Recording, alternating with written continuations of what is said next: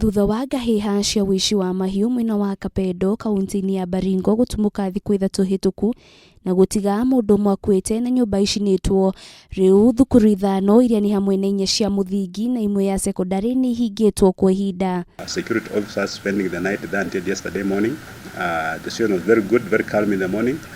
In fact, that old man was being buried, but in the course of that burial again, some bandits came and began shooting also, and that's when they injured another person. So as we speak now, there are 3 people who are in hospital. Ona thengia thirikari kuhitukira honge cia ugitiri kwambika birigiceni ya kurehe thayu mwena uyu, tharikira ikoretwo ikihanika mahinda kwa mahinda. Riu mutafariri wa mihango ya thirikari gitaro giki kia Rift Valley George Natembea akiuga thirikari ni gukorwo igitumura wagi wa tafarira cia uthii wa na mbere mwena uyu, wari wa ng'undu na wagi wa mihaka ya matura ta imwe cia itumire ikoretwo ikiremithia bara ya kuhukia ngahiha ici. Issues of the boundary, which needs to be resolved once and for all.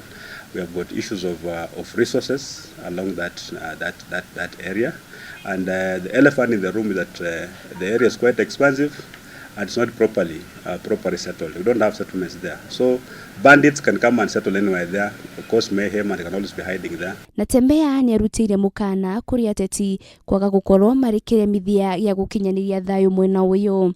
We began operations in Laikipia. That was last week, and work is proceeding well.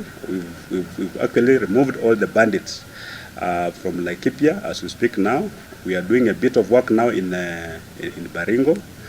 Currently, we are actually in that area called Silale, when we want to move to Kapedo eventually.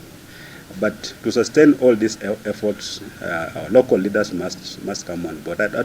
Ihinda-ini riu Natembea ni ateteire thirikari ni kiria gikoretwo gikirikana ni koretwo ikigonderera hari gwitika mbuya ikari hingo cia tharika cia ica ikuhi. The idea of saying the government not respond is neither here nor there, because Kapedo is 100% policed.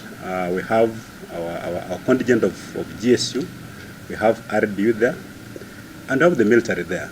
So the issue of not responding in time does not arise. But in every delicate security situation like that one, there are so many other issues that come into play.